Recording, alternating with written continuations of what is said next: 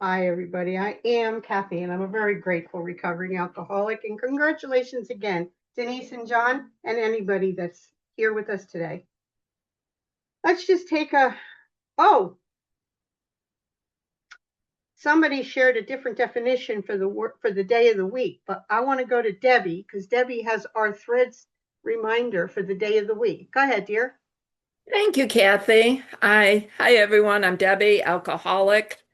And today, this very day, everyone is Marvelous Monday. Have a great meeting, everyone. Thank Enjoy, you. enjoy. Thank you, dear, and thank you for bringing the smiles into our hearts. So, I am Kathy, and I am a grateful recovering alcoholic with a sobriety date of January 14th, 1987. Welcome to the Threads Recovery Workshop. Now, I've stated that I am an alcoholic. Do we have any other recovering friends in the meeting today? Wave, smile. Good to see everybody today. All right, acknowledging God's presence with a moment of silence. I will follow that with the set aside prayer.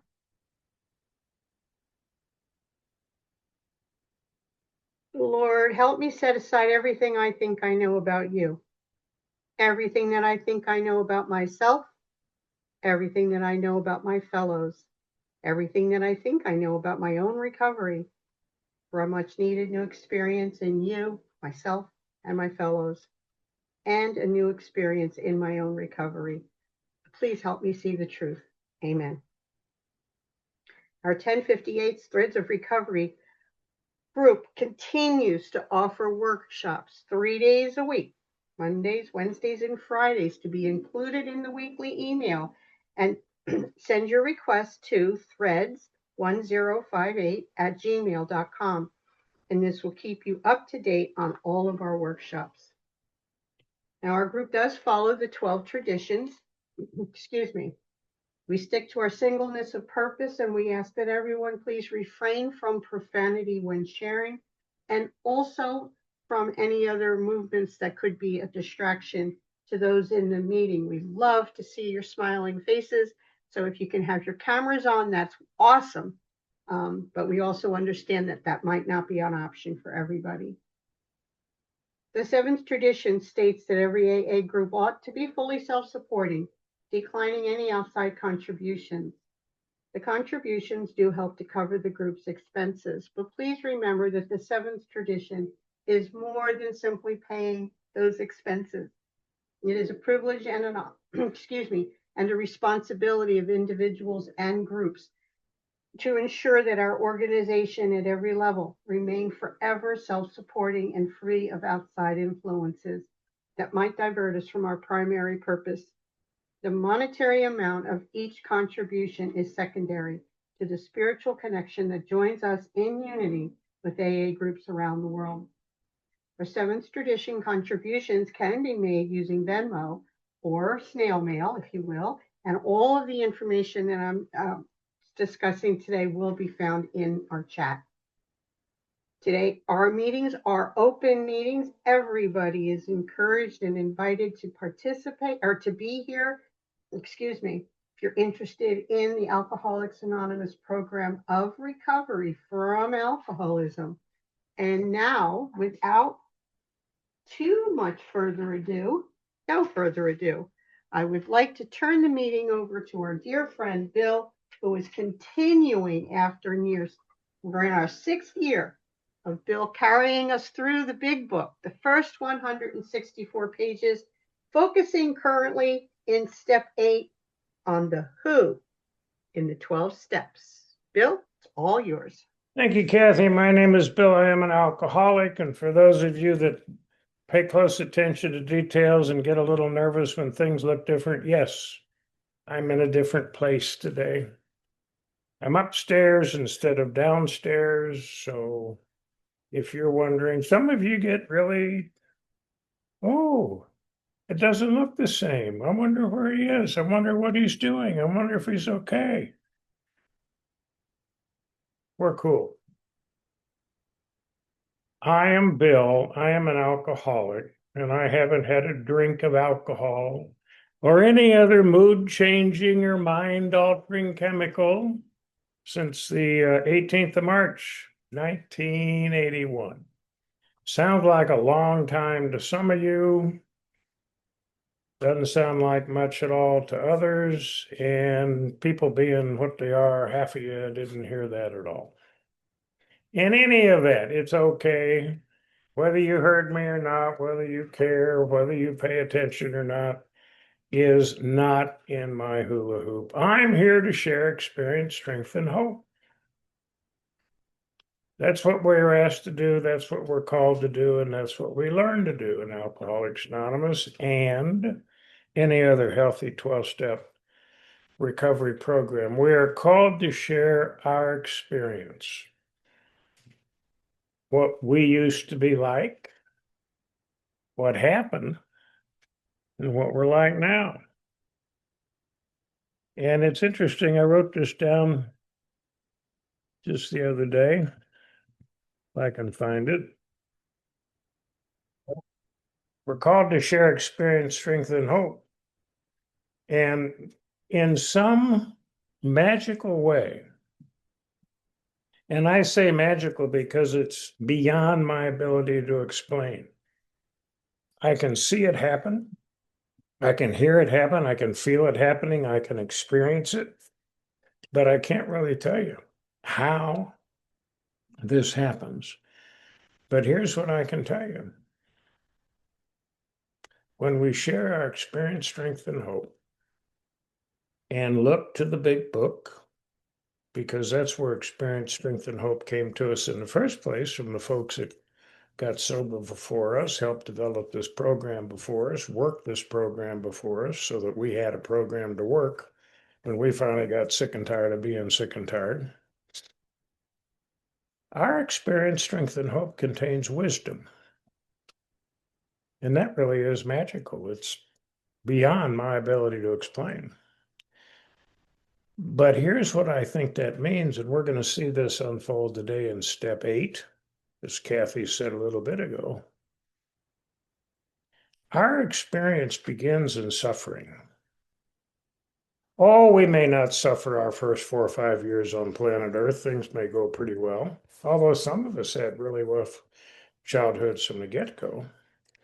But if you're like a self-will run riot person like me, I started suffering before I ever took a drink.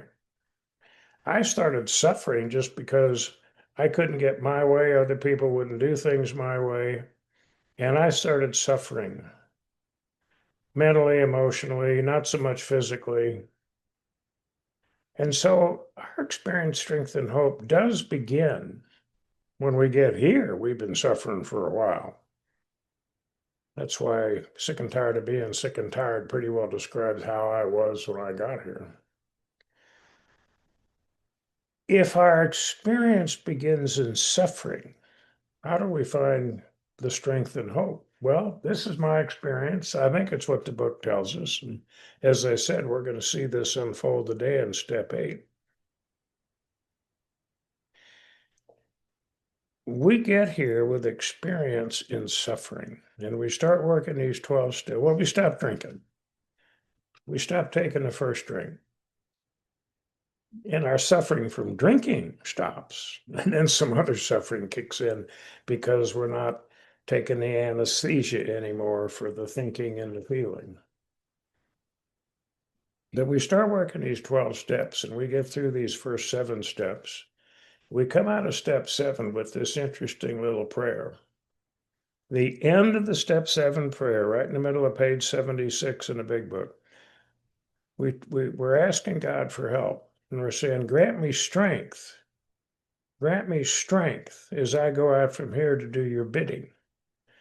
So the experience we bring in here with our suffering becomes experience in those first 6 steps of not only living without alcohol, but starting to live with some spiritual treatment, some spiritual help for self-will run riot. We're becoming less self-centered in those first 6 steps.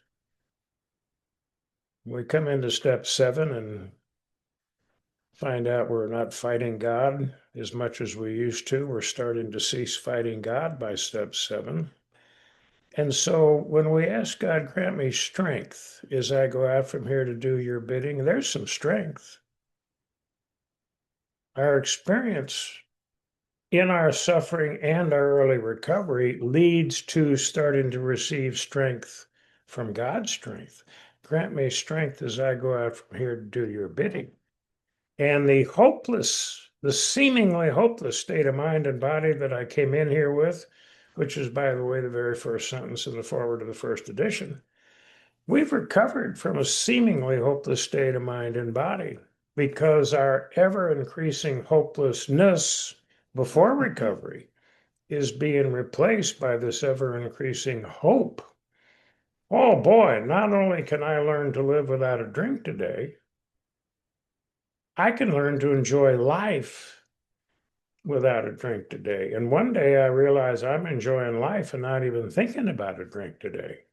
So our experience, strength, and hope may start in our experience, but it grows with God's strength and the hope that comes, making the best effort we can. It is spiritual progress, not spiritual perfection. And Carl, you want to read for us? You're going to go to page 568, second page of Appendix 2. Could you read the last couple paragraphs on that page, please, for us, sir? Page 568 in the fourth edition, Appendix 2. You want me to start at most of us? Yes. Okay. Hey, I'm Carl. I'm an alcoholic. Most of us think this awareness of a power greater than ourselves is the essence of spiritual experience. Our more religious members call it God consciousness. Most emphatically, we wish to say that any alcoholic capable of honestly facing his problems in the light of our experience can recover, provided he does not close his mind to all spiritual concepts. He can only be defeated by an attitude of intolerance or belligerent denial. We find that no one need have difficulty with the spirituality of the program.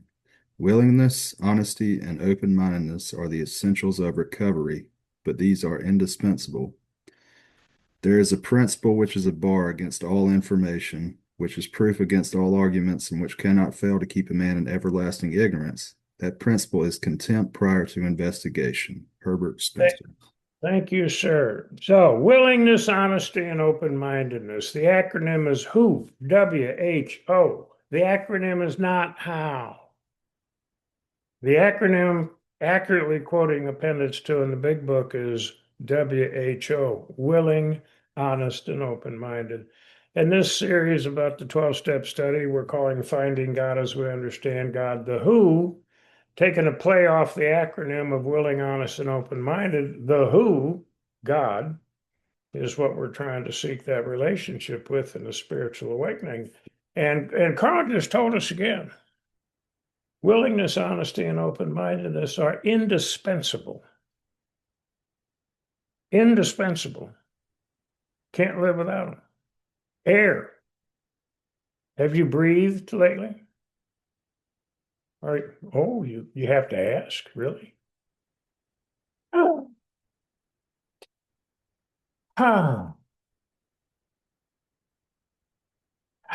Yeah, I'm just sitting here wasting your time watching me inhale. You're thinking to yourself, they told me I needed to come to this study. They said this would be a good idea. I'm sitting here watching this guy breathe.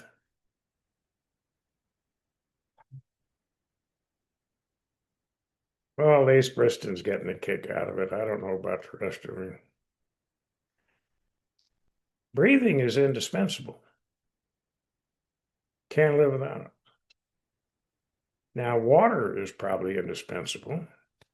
As far as I'm personally concerned, coffee probably isn't indispensable. I probably degrade the term, but I think some of you would agree coffee is pretty close to indispensable. It's not a requirement. If you're not a coffee drinker, don't worry about it. You can call your sponsor and say, would you eat me? He says I have to drink coffee. I didn't say that. Anyway, the WHO, Willing, honest, open-minded are indispensable to our recovery. Now, let me talk a minute about the how. How is the process? How it works, chapter 5. How is the process of the 12 steps, which produce our spiritual awakening? That's what step 12 says. Having had a spiritual awakening is the result of these steps. So, how is the process of the 12 steps which produce our spiritual awakening, which is a personal relationship with who? God, which is the purpose. That relationship with a power greater than ourselves is the purpose of the 12 steps. So the presence, got a string of P's here, the presence of who, God, in the 12 steps is the power, the strength that we ask for coming out of step 7. Who is the power of the 12 steps? And we apply indispensable willingness, honesty, and open-mindedness in each step. And that's what we're looking at in this study. How does willing, honest, and open-minded apply or appear? Does it happen in each step? And we're careful not to let the how, the process, become the substitute for the who. And I did that off and on for many years. I started worshiping the 12 steps. I started worshiping my home group. I started worshiping the big book. And I didn't realize I was letting those take the place of the God of my understanding. Doesn't mean the 12 steps and the big book and the process and the home group and all the rest isn't really powerful. Service is really powerful. But I can't afford to let any of the how become the who, because the power greater than myself is where I get my help. The who, God, a higher power. And it turns out the who of our spiritual awakening, the who of recovery from a seemingly hopeless state of mind and body, has been present in the 12 steps from the very beginning of the book, back in the doctor's opinion. And by the way, all these page numbers are from the 4th edition. Back in the doctor's opinion on page XXVII, the doctor said the power, capital P, the power which pulls chronic alcoholics back from the gates of death. Bill talks in his story on page 11. God had done for him what he could not do for himself. Chapter 2, page 24. This sort of thinking, alcoholic tendencies, beyond human aid. I'm beyond human aid when it comes to my alcoholism, both the physical allergy and the mental thinking, the obsession, the delusions. Beyond human aid. I need help from a power greater than myself. I need help from a who. And then on page 25, there is a solution. In italics, very top of the page, there is a solution. Read through page 25, which I always encourage folks to do. At the bottom of page 25, you get the solution, accept the spiritual help. Notice it uses the word accept. Didn't like it at first. I accepted it. Didn't really want to have to do it at first, but I accepted it. Even didn't think I needed it that much, but I accepted it. And accepting spiritual help is very important because that's what we offer here.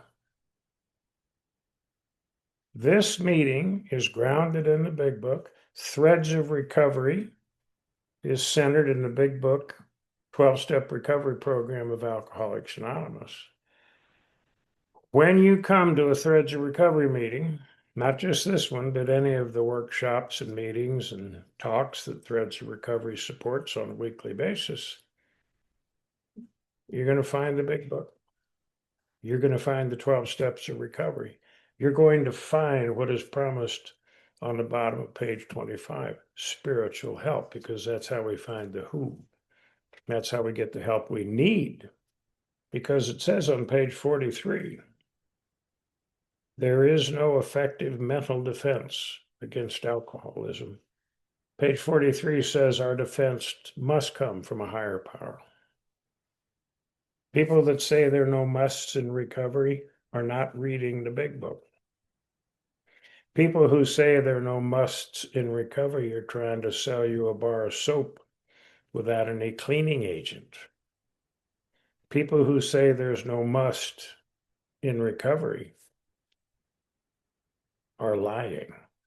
If we want the recovery that guarantees a spiritual awakening based on these 12 steps, if we want a spiritual recovery that will give us a personal relationship with a power greater than ourselves that will solve our problem.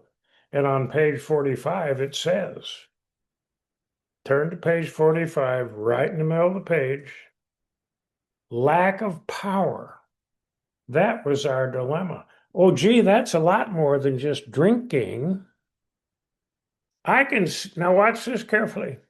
I stopped drinking, I still lack enough power not only to stay stopped on my own, because I tried to stop on my own for weeks and months, almost a year.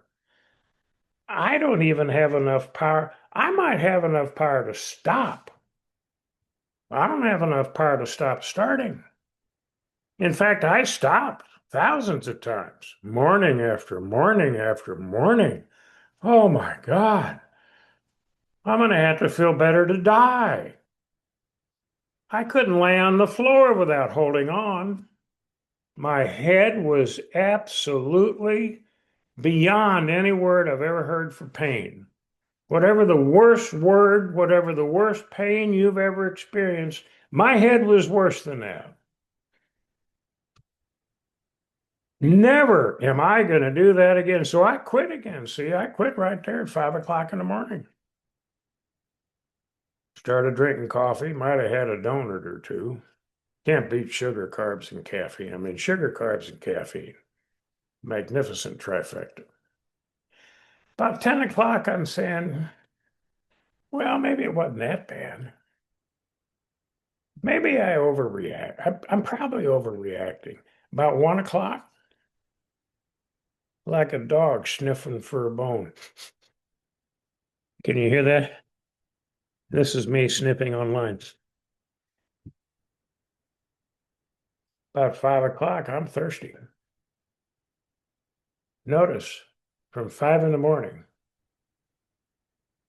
a mere 12 hours later, till 5 in the afternoon, I go from, I'm never going to do that again. I'm never going to put myself in this position again. I am never going to suffer such misery again. I quit.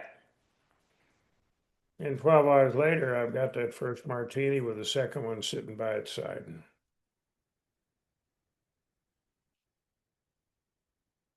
I can't stop starting. Lack of power, page 45. That was our dilemma. It says the book's main object is to enable you. This is enabling in a good sense. This is a helper. The book's main object is to enable you to find a power greater than ourself, which will solve our problem. Notice it doesn't just say find a higher power. It makes a very specific point on the pencil on page 45. Find a power which will solve our problem. And I suggest that you write page 62 in the margin, if you haven't already done so. And turn to page 62 because that's where the problem is finally summarized. Page 62 will tell us selfishness, self-centeredness, exclamation point. That is the root of our trouble. If you'll read down to the middle of page 62, self will run riot is our problem. Though he actually says, though the alcoholic usually doesn't think so. I will deny that I am the problem. I'm sure none of you go through that, but I'm here to report, Al, don't hurt your neck shaking your head. That was a little too extreme, buddy. I'm a little nervous, Al. We'll talk later. Before our nap.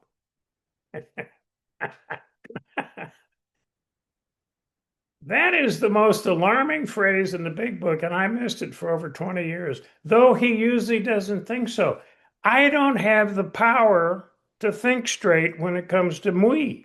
Moi. I meant to say moi. Instead, I said moi. Sound like a new species of bird discovered in the Amazon. Oh, look, there's a moi. You probably have those in Hickory County. I don't know for sure. Look around. You probably got a moi down there. Seeking spiritual progress, not perfection, gives us the freedom to be silly. I hope you understand that. Anyway, lack of power enabled you to find a power greater than yourself, which will solve your problem. If you read that and say to yourself, I don't think I need that much, I understand that. If you read that and say, I don't think I want that much, I understand that. But let me ask you to stick around anyway. Number one, we need the help. And you being here helps us whether you know it or not. Number two, you may wake up one day and say, oh my, he was right. Not he was right. The book was right. Oh my, they were right. I need help that I don't know I need. I need to learn to do things I don't even know I don't know how to do. We're going to find out today in step 8. I'm going to learn how to take responsibility for the wrong things I did that harmed other people. And I didn't know I needed to do that. I sure as hell didn't want to do that. And I didn't even know I didn't know how to do that. I'll say that again. I know that was a little quick for you, Bridget. I'm going to do step 8 in a little bit. I'm going to do a little bit of my step 8 with you. I'll let you watch. Promise not to tell. I'm going to find out I can take responsibility for the wrongs I did that harmed other people, even though I don't want to. I'm going to find out I can take responsibility for the wrong things I did that harmed other people, even though I don't think I need to. And I'm going to find out I can learn how to do that, not even knowing I didn't know how to do that. That's recovery.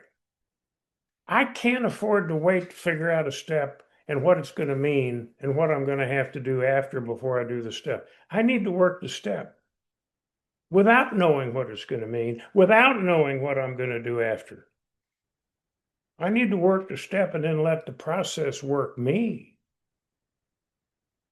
And that's why page 57. You get to the end of the first 4 chapters plus the doctor's opinion and all the forwards. You get to page 57, the page before how it works, and he makes this very simple, very powerful statement. Even so, has God restored us all to our right minds. Right means healthy. Right means sober. Right mind means sane, or at least less cuckoo.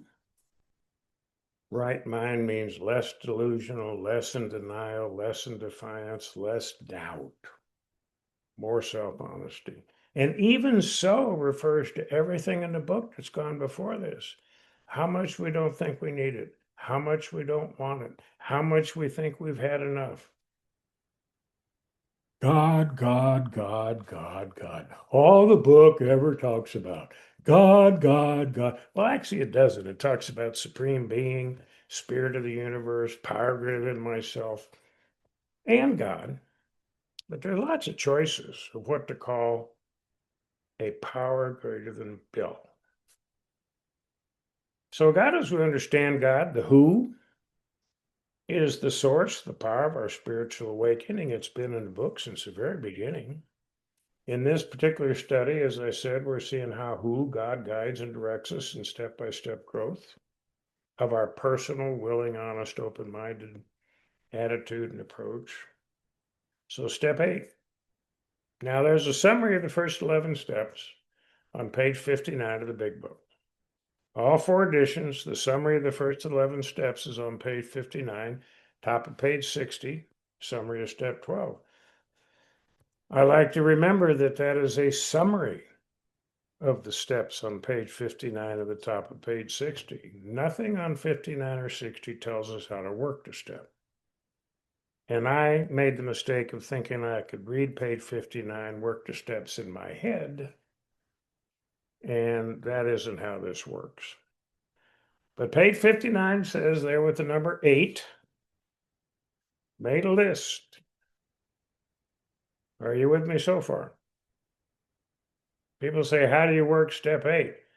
Well, you start by, watch this carefully, make a list. You get a writing instrument. I happen to be holding a black ink pen. You get a piece of paper, something you can write on, and you make a list. This isn't too hard so far, is it? What kind of list? Oh, well, it goes on to say, made a list of all persons we had harmed. No wonder we don't want to make a list. The problem isn't making a list. It's who the list is going to contain. And how many of us came in recovery saying, I never hurt anyone but myself.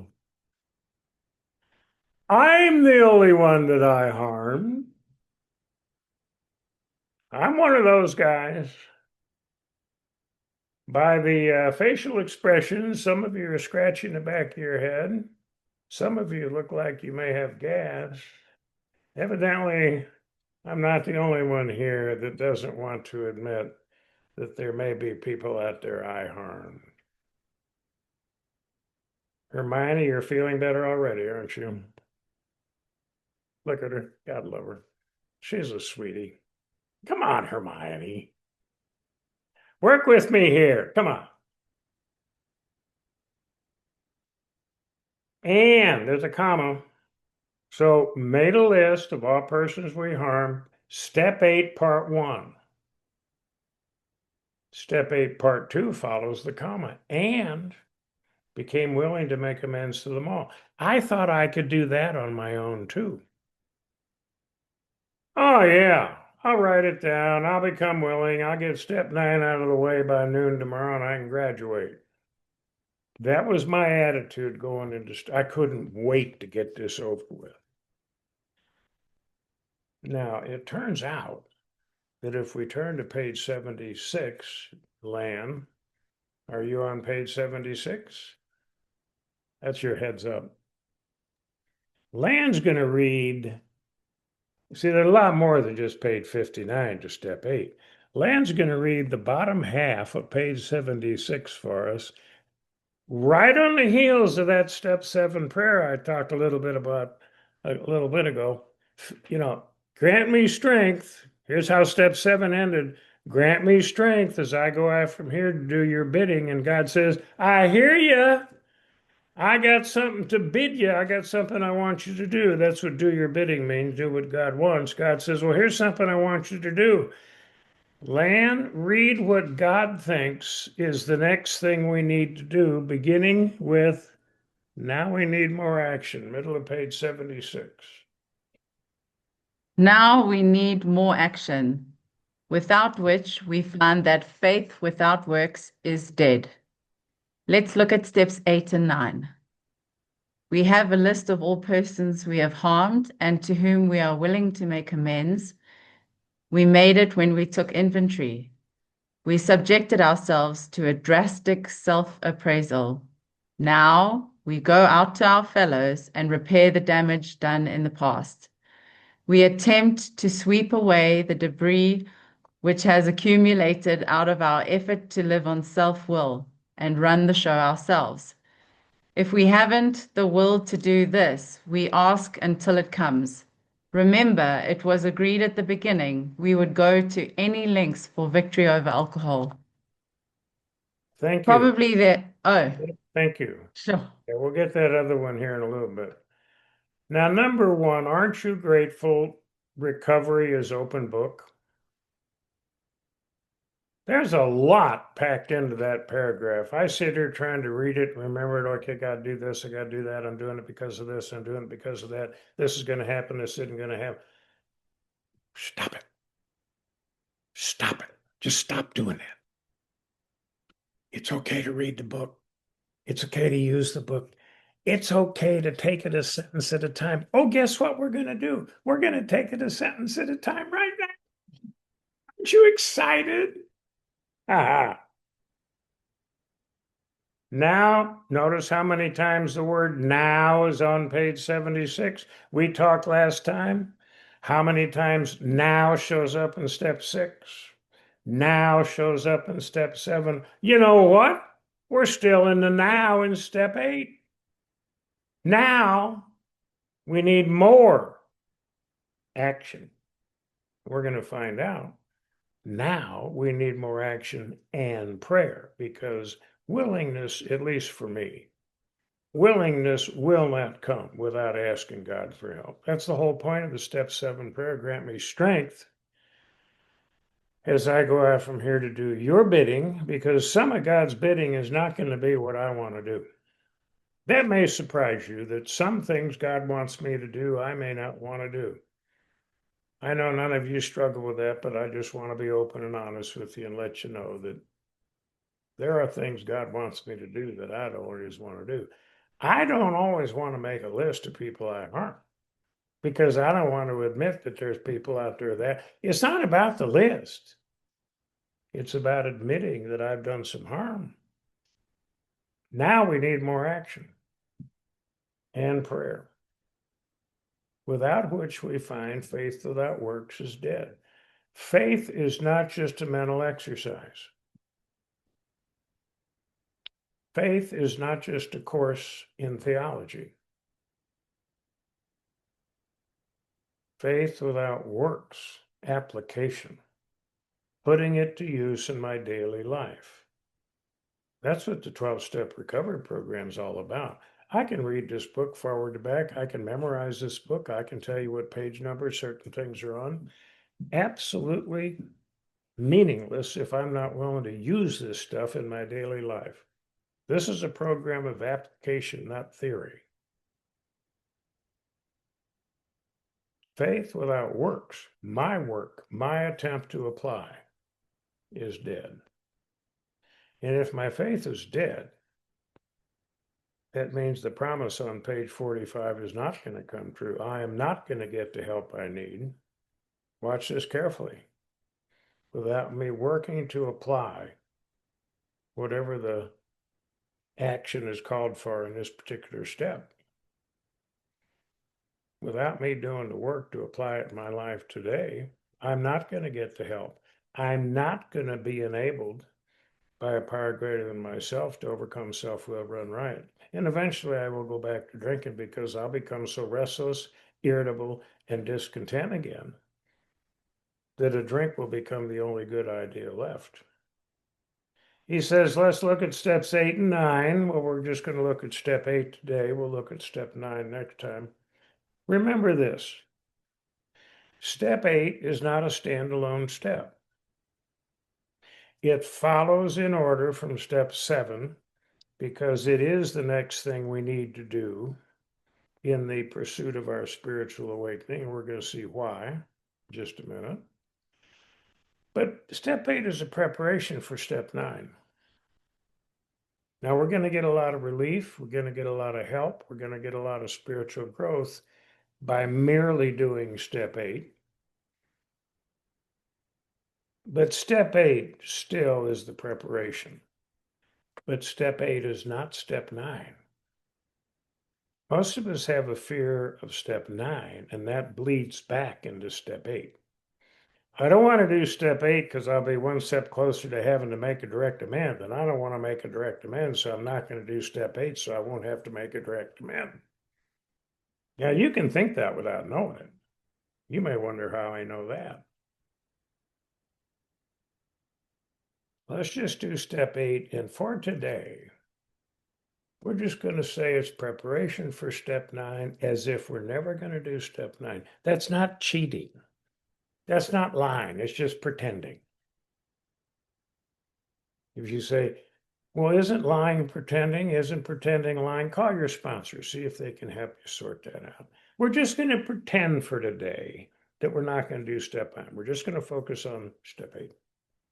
He says, we have a list of all persons we have harmed. Well, how can we do that? We haven't made the list yet. Well, he tells us we made the list when we took inventory. He's referring to our step 4 list. Because in the resentment, fear, and sexual conduct inventories from step 4, pages 64 to 71 in the big book, we have a list of people that we thought harmed us, that we thought we were afraid of, that we had mistreated. Well, it turns out we did a lot of harmful things to them as well. So that's the list he's referring to. Actually, I recommend making a new list, and I'll do an example of that in about 7 or 8 minutes. But he says we have a list. We made it when we took inventory. He also says to whom we're willing to make amends. That's because if you paid close attention in step 4, every one of the 4 step, the resentment, the fear, and the sexual conduct inventory all have to do with becoming willing to make amends. He suggests, as far back as page 64 all the way through page 70, we becoming willing to make amends to them even while we're making our 4-step inventory. I didn't see that. I didn't do that in step 4. I didn't look forward to make amends, and I sure wasn't becoming ready to do it in step 4. But over the years, I've learned sponsoring men to help them learn to do that sooner rather than later. In any event, whether you started becoming willing to make amends back in step 4 and let that carry through your prayers in 5, 6, and 7, or whether you're starting right now, doesn't matter, because step 8 is going to catch us up. Step 8 is going to catch us up on becoming willing to make amends, which means becoming willing to take responsibility to the people I harm for the wrong things I did, no matter what they did. And that's step 8 in a nutshell. We use the technique of making a list, and we use the power of prayer to ask God to help us be willing. But what we're doing, the how of this step, is to take responsibility once and for all, as best I understand it at the time. Take responsibility for the wrong things I did and the harms it caused other people, no matter what they did to me. So there's some forgiveness built in here. We start asking God on the top page 67, back in the resentment and anger inventory, God save me from being angry so that I can show them a more tolerant point of view. That's the beginning of forgiveness. The word isn't used, but it's the practice. And so there's some forgiveness built in to step 8, whether we ever use the word or not. We're becoming willing to take responsibility for the wrongs we did that harmed others, no matter what they did to us. Doesn't mean they didn't do it, doesn't mean it didn't hurt, doesn't make it go away, but we could become willing with God's help. We become willing with God's help to set aside whatever harm, pain they caused us. They may still be some of those people may still be causing us harm and pain. I understand that. The book understands that. It's not a competition. It's a spiritual awakening. It's not a contest, it's a release. It's a release from the bondage of self that my lack of forgiveness makes me unwilling, makes me unable, makes me blind to see the wrong things I did, take responsibility for the harm I did. So that little sentence in the middle of that paragraph that Lan read, we have a list of all persons we have harmed and to whom we are willing to make amends. We made it when we took inventory. If that hasn't happened for you up until now, now is the time to learn to do it. And we're going to see how to do that in just a couple minutes. He says we subjected ourselves to a drastic self-appraisal. That was step 4 and 5 and 6. Step 4, 5, and 6 was our drastic. It was drastic to us.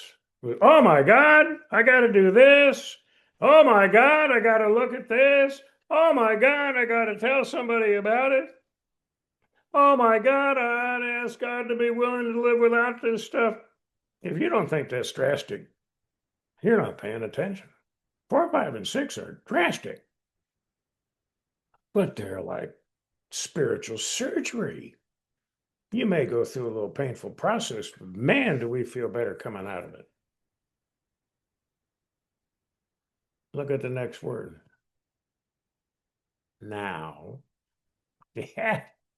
Page 76 is a willingness page and the now page. Now we go out to our fellows and repair the damage done in the past. That's a step 9 sentence. We'll come back to that sentence next time because we're not there yet. We're not ready to go out to our fellows yet. We'll get to that now later. We got to go back to the next sentence. Why are we doing this? We attempt to sweep away the debris. Debris. Trash. Junk. Stuff that's in the way. Stuff that no longer works. Stuff that stinks. Yeah, week old orange peel. That's debris with a capital D.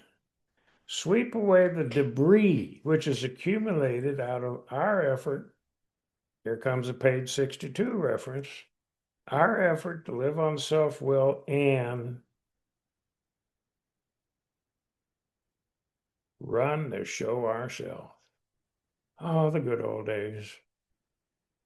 Oh, yes, when I was running the show myself. Ran the damn circus into the ground, I did. I kept putting up the big top, but nobody came to the circus. They'd seen enough of that act, Kathy.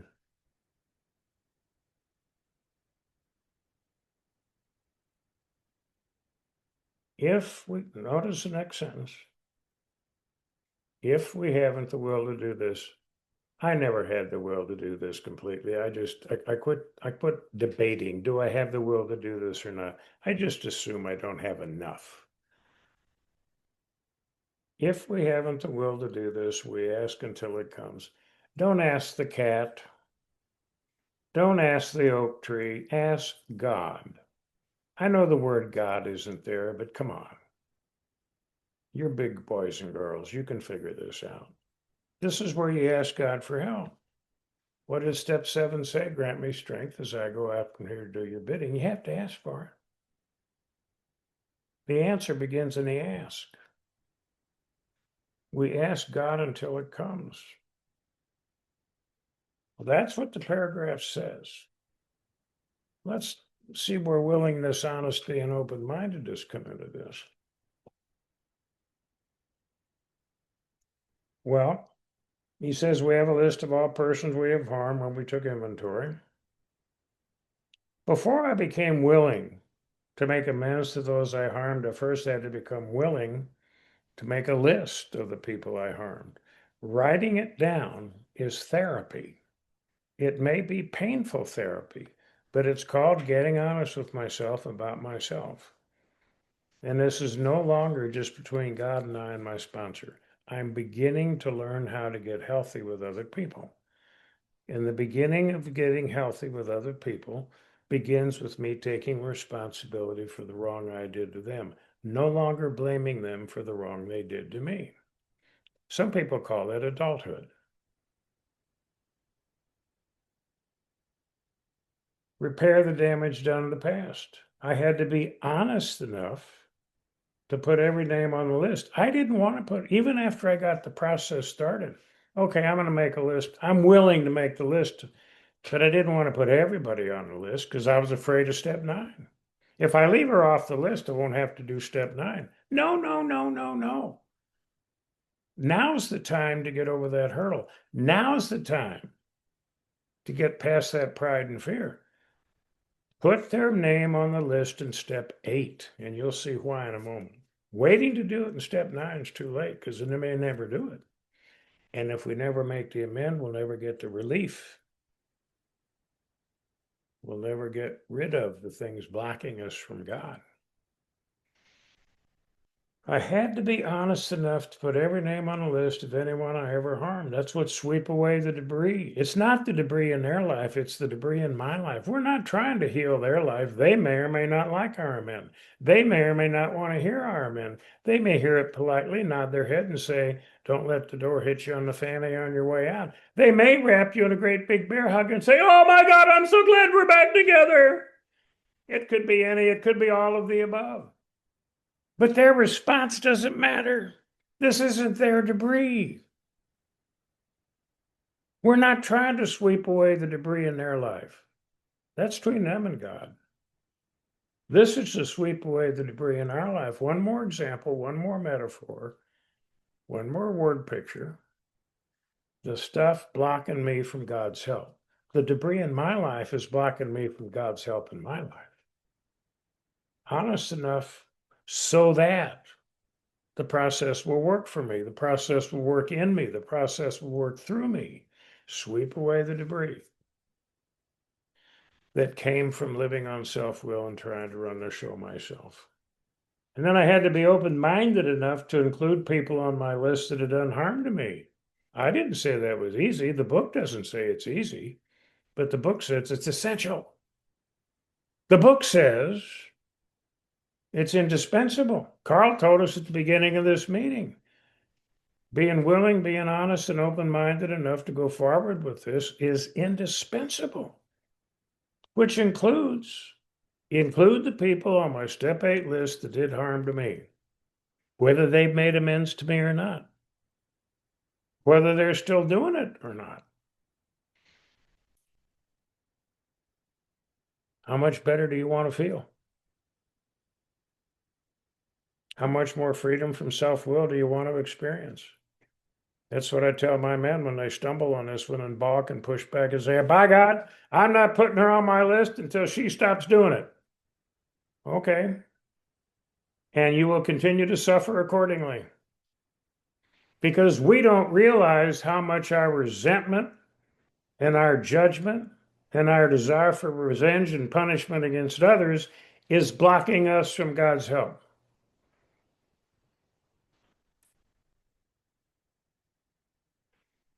If we haven't the will to do this,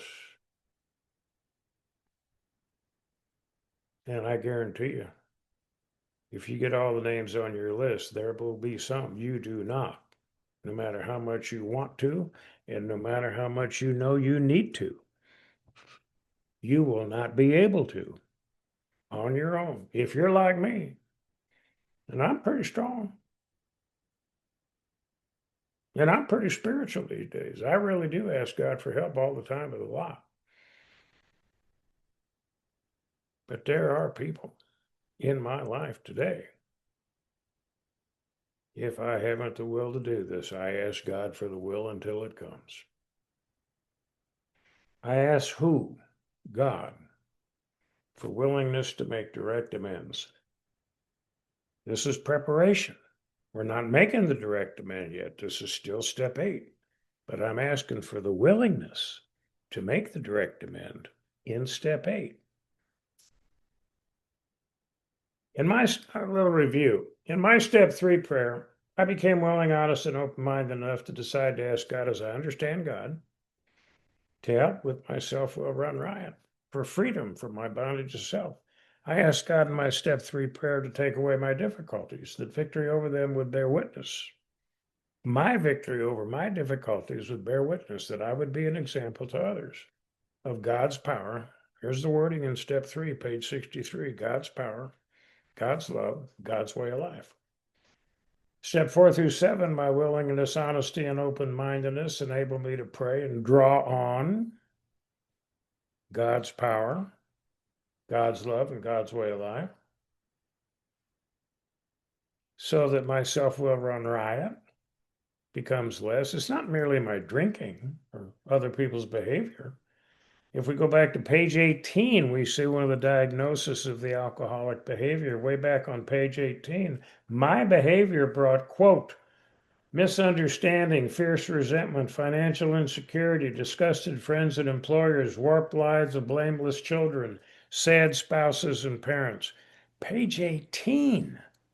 that early in the book. We're out here now on page 76, beginning to treat the broken relationships that are spelled out as early in the book as page 18. Of course, they're earlier than that in Bill's story. They're earlier than that in the doctor's opinion. But page 18 is, oh my goodness, this is what step 8 is treating. Preparing me to be a healing part. I may not heal the whole relationship, but I'm becoming prepared to be a healing part of those broken relationships as I prepare for step 9 and step 8. Step 7, I ask God to grant me strength as I go out from here to do your bidding. And here we are doing God's bidding in step 8 with God's strength. You don't have to do this alone. It's okay it's not cheating to ask God for help. Well, I think I can do it without God. I'm going to try to do it without God. I don't really want to have to depend on God. I don't want to tell anyone I can't do it without God. I don't want to tell my sponsor I'm going to have to ask God for help. You may think I'm making that up. But a lot of us struggle with that and don't even know that's what we're thinking. It's not cheating to read the book. It's not cheating to ask God for help. In fact, the book says, ask God for help. You know what? The book says ask God for help than any other single suggestion in the book. The book is based on becoming willing, honest, and open-minded enough to ask God for help. It's not a weakness. It's not a failure. Oh, I have to ask God for help. I'm not going to get the gold medal. They'll find out God was helping me come down the slope. The Olympics are over. I'm sorry. The reference is already out of date. In step 8, who? God helps me become willing, honest, and open-minded enough. Not perfectly, not without some foot dragging, but enough to accept my responsibility for my wrong actions, which harmed other people, going back as far as I can remember in my life. To set aside my pride and my fear in preparation for making direct amends in step 9 to those I harmed. And the miracle I've talked about many times before, and I never want to mention step 8 without reminding us. It's part of the magic. I cannot explain why this happens, but I guarantee you I've experienced it time and again, and I've watched the men I sponsor experience it.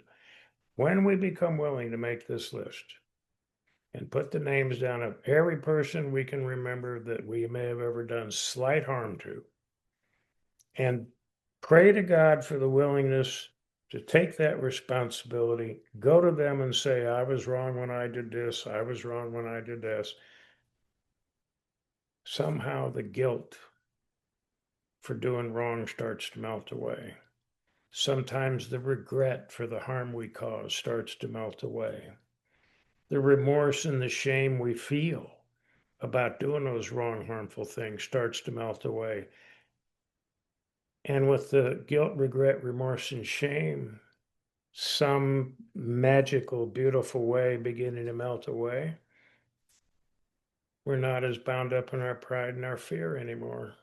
We're less afraid to go talk to somebody about it.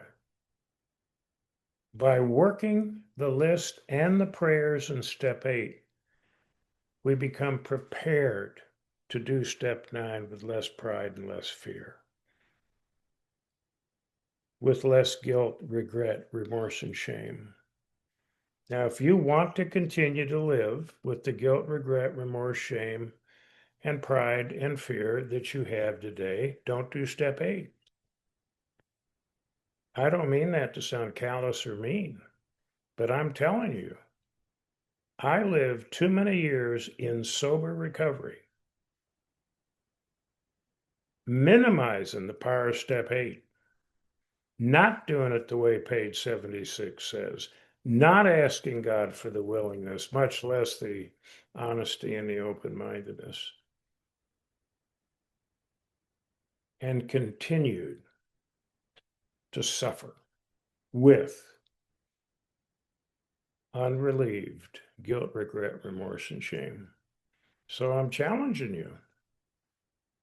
How well do you want to feel?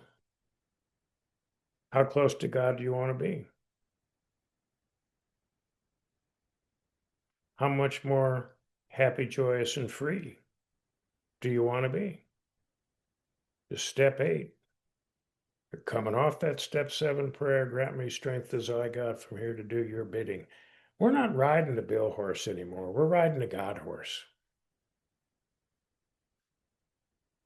The nice thing about riding the God horse, just hold on to the saddle horn. You don't need to worry about the reins. This horse will take you where it wants to go. The worst thing I can do is tell myself I'm on the God horse and no, we're going to go left. Hee haw, hee haw. If you're on the God horse, let go of the reins.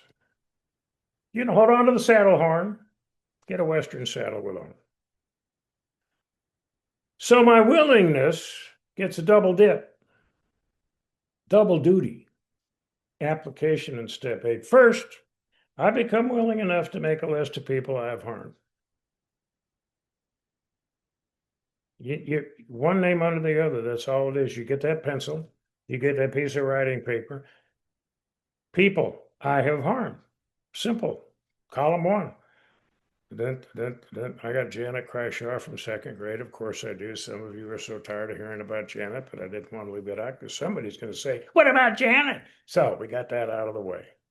There's certain boxes we have to check on Monday, and poor old Janet's one of them when we get to step 8. Name. It's okay to put God on the list. It's okay to put dad and mom. In fact, if you don't have dad and mom on the list, you're probably not paying attention. Brothers, sisters, employers, police, IRS, anybody, make a list. Then you become honest enough to list the name of every person I may have harmed. So you go back through, oh yeah, I left him out. Oh yeah, I didn't want to put Tommy D on there. It's too painful. I better put Tommy D on there. I then become open-minded enough to do column 2. You got a list of names in column 1 and column 2. I was wrong when I. Write down the harm and use the verbs. It doesn't require an essay. I was wrong when I lied, cheated, stole, embarrassed, shamed, whatever. Then I ask who? God, for the willingness to make a direct amend to every person. I used to make the prayer over the whole list. Didn't work. I got to ask for every name. Am I willing? Am I willing? Am I willing? Am I willing? So the little example in the handout, this is how you begin to get rid of guilt, regret, remorse, shame, fear, and pride. As I said, it's magic. I can't tell you how those dots connect. I can just tell you they connect. Column 1, the people. I got a few examples on my list. Dad, mom, brother, wife number 1, wife number 2. I'm sitting here right now with wife number 3. She said, you didn't put me on a list. I said, I ran out of room. It's an example. It's not a complete list. And I've got bosses, plural. Under column 2, what did I do to my dad? I insulted him, I shamed him, I blamed him. My mom, I insulted, I frightened, I stole. My brother, I disrespected. Wife number 1, lied and disrespected. Wife number 2, insulted, lied, cheated on her. Bosses, lied to, stole, cheated. Column 3, am I willing to make amends? Yes or no? On a couple of them on my example, I've got, I'm praying. I'm not there yet. I'm praying for the willingness. I personally do not subscribe to the theory of, now, maybe, and when hell freezes over. I prefer the instruction on page 76, ask for the willingness until it comes. If I make a no, not ever until hell freezes over list, too easy to leave those names on there. So I no longer do that. I know there's people that do, and evidently it works for them, but that's not my experience. And the longer I'm around, the more interested I am in neither adding to the big book or taking away from the big book. It turns out to be a real challenge just to do what the big book says, and when the big book asks a question, to answer it. And when the big book says pray, ask God for help. I no longer add to the book or take away from the book if I can help it. Wasn't that easy? That's step 8. Make a list. Be willing to make the list. Be honest to put every name on there you can possibly remember. And if you have a name and then you get to column 2 and you can't remember doing anything wrong, take their name off the list. That's okay. If you can't remember doing anything wrong, take their name off the list. Better to overdo and not miss one that's important than to underdo and miss one that's important. Because what's our purpose? Sweep away the debris that is in our life from trying to run a life lived on self-will, run riot. This is sweeping away the debris in my life that's blocking me from God's help. Isn't it ironic that once again, like so many other steps, in step 8, we're asking God for help to be willing to take responsibility for the things in our past that are blocking us from God's help. We're asking God for help to get rid of the things that are blocking us from God's help. But in the process of asking God for help, we're getting God's help. And at that point, I just have to quit talking about it. It becomes Alice in the Looking Glass.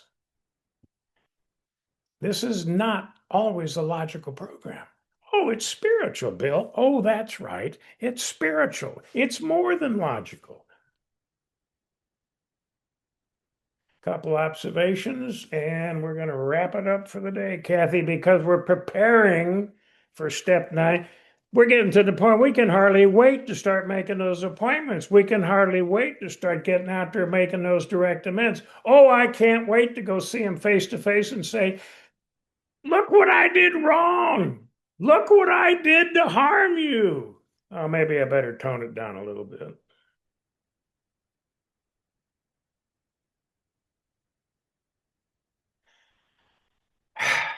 One of the things that really starts to happen for us in step 8, if we've been doing the work and the praying since step 3, I learned to live with the inevitable change taking place in my life from God's way. When I start asking God's power, God's love, and God's way of life into my life, things start changing. They may not change much on the outside, but they sure start getting rearranged and displaced on the inside. The interesting thing is, as I'm going through the inevitable change through these first 8 steps of who working in my life, I'm realizing I have this very solid, unchanging foundation. While I'm going through the changes in me, it's being done on this unchanging foundation of God's power and God's love. So while God's way of life may be changing me, it's grounded in the unchanging power and love of God.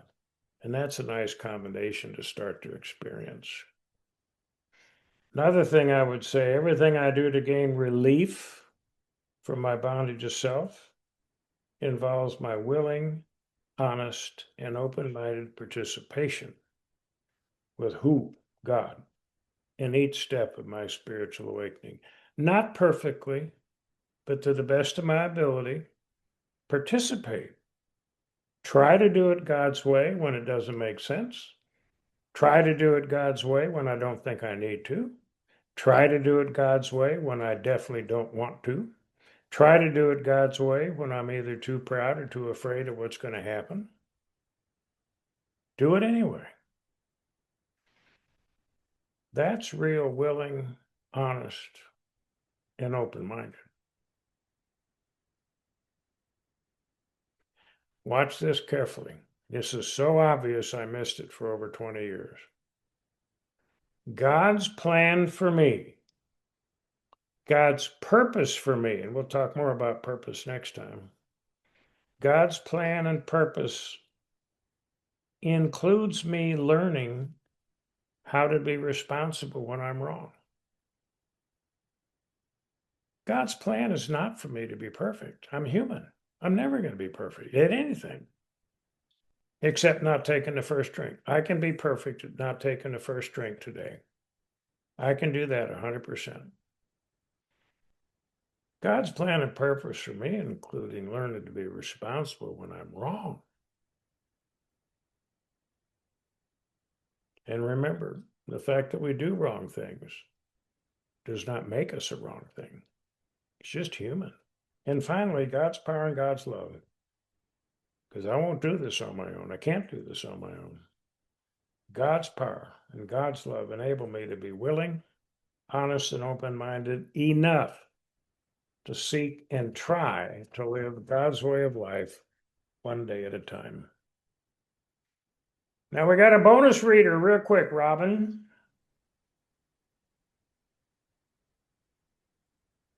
You still there? Here she is. Well, We go. Robin, bottom of page 76. Probably, I want you, this is our closing prayer, Kathy. This paragraph is our closing prayer for today. And you're just going to have to put a ... in your mind. We're going to pick right up here next time without pausing. We're going to go right into step 9. Probably, Robin. Thanks, everybody. Probably there are still some misgivings as we look over the list of business acquaintances and friends we have hurt. We may feel diffident about going to some of them on a spiritual basis. Let us be reassured.